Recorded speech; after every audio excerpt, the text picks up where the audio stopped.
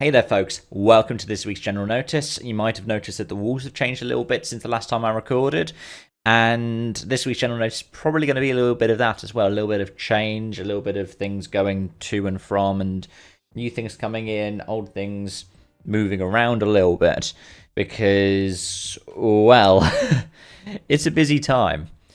And I've spent the last couple of weeks redecorating a lot of this room, as you probably would have seen in last week's general notice, and as you'll continue to see for the next couple of weeks of videos, especially when you see things that involve the webcam.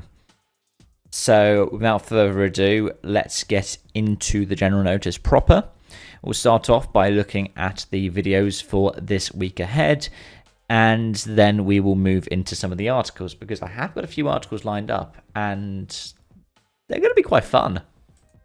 And in terms of videos this week, I wanted to get this done for a while. Just basically, it's getting too long. When I was eating soup, I was getting hair in my mouth, so didn't really want to have to keep putting up with that. Plus, I don't want it to be too short when it comes to the winter. I'm hoping to review NASCAR at Martinsville, though if this is out on Tuesday, then I've just reviewed NASCAR at Martinsville.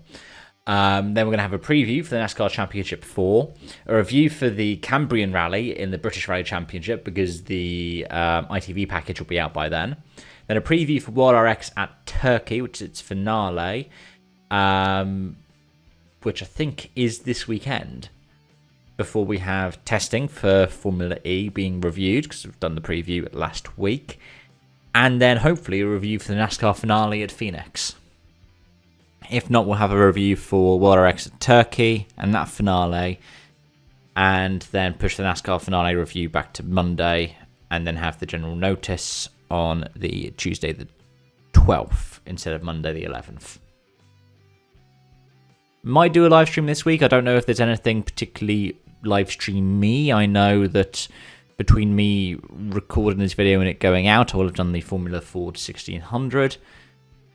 But stay tuned on that one, because I don't really know for sure. But without further ado, let's get on with the articles for this week. All looking forwards in terms of the future of motorsport. So let's get into it with a little bit of a taste of the old. And let's start off with the BTCC, because talk about changes, and yeah, it is also the month of November, so maybe I'm going to do November again this year. You'll find it linked in the description down below. Just to make a few quid for a good cause, and also gives me an excuse to shave, because then I can grow out my beard better. Anyways, I digress. The BTCC's announced its 2025 regulations with two seemingly big changes. The first is they're moving towards 100% sustainable fuels, like the WRC has. I believe F1's moving towards, I think for 2026, might already be in. But either way, F1 don't talk as much about it as the WRC, who brought it in when they went hybrid in 2022.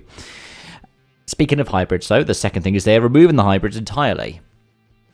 Instead of the power boost being provided by hybrid in 2025, it's provided by turbo boost instead. Meaning something similar to how Super Formula has a push to pass for its fuel mix, or IndyCar with its supercharger. But who's refining the system? Well, it's Cosworth, the people who are doing the hybrid anyway. They're under a contract with the BTCC, and they cooperate with them, meaning that they develop the system. What this means is there are theoretically no new parts on the car, and less can go wrong. There's also, in theory, fewer parts on the car, because you don't have to worry about the hybrid motor, which at the time was spec. But what it also does mean is losing your turbo, which is usually race ending on its own, is even worse for you, because that kind of push-to-pass system that you have, which works in lieu of any kind of ballast, which the BTCC used for decades,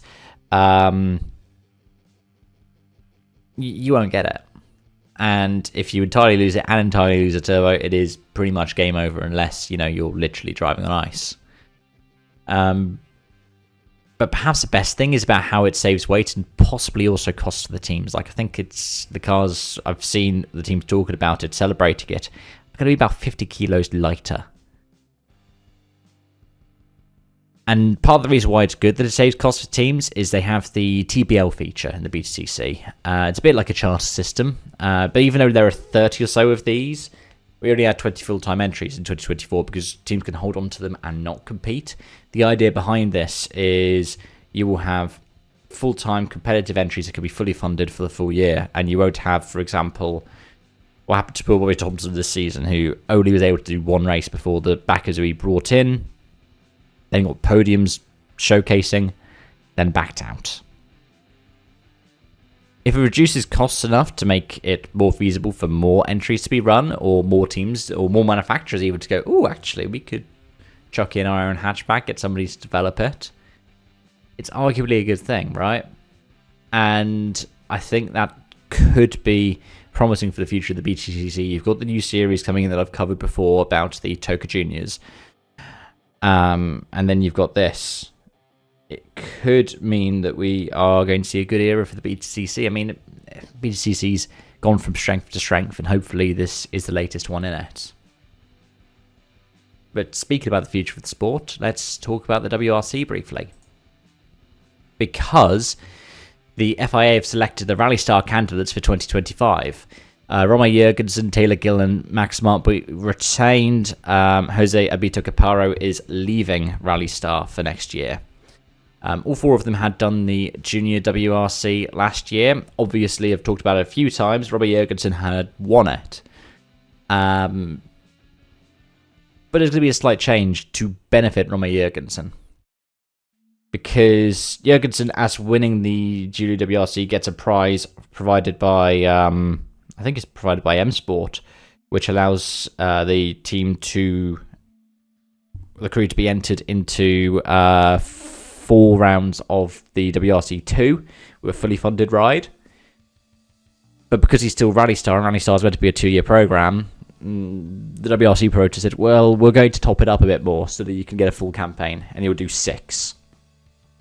Now, I think previously I'd suggested that he might be able to do the full 7 with FIA funding.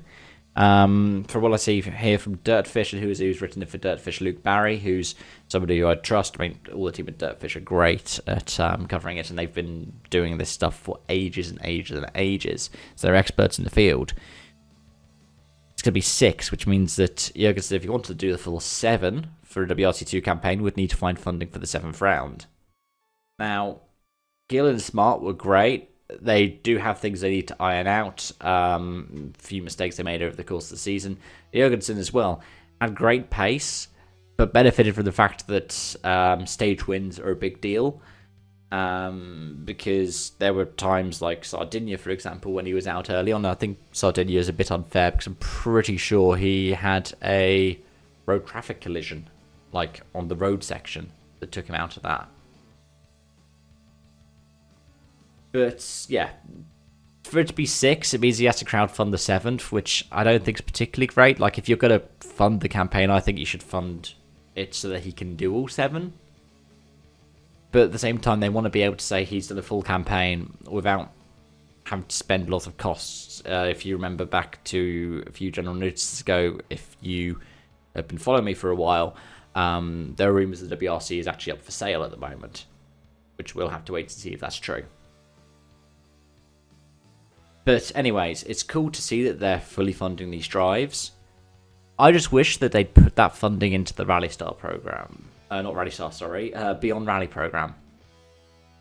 Because right now, Suvi Yurakainen is not going to continue with it for next year. And in fact, they're doing a final shootout of the first round of the JWRC in Sweden next year for the one fully funded ride between Lucia Boudet and Claire Schönborn. It'd be nice if we could have at least both of them funded, if not all 3 of them with Suvi Yurakainen. Because you're putting the funding into Rally Star, which is great. It's a grassroots thing that's for people who do sim rally to get into the WRC. And there were women who were selected as part of the Rally Star program, if I remember correctly. But it'd be great if you did the same thing for Beyond Rally if you're WRC promoter. Anyways, those are just my thoughts, obviously. So, yeah, let me know what you think about them. And thank you so much for watching and joining. I've gone through a few changes in this one. I was thinking of actually soundproofing this, but the soundproofing pads are currently strewn across my floor, waiting for them to pan out. I don't think I have enough to cover this wall yet, so that might be something you see as a change for the next general notice. Anyways, I've got to go get ready for the rest of this weekend ahead. Thank you so much for watching and joining, and as always, I hope to see you again soon. So until that next time, from me, it's bye-bye for now.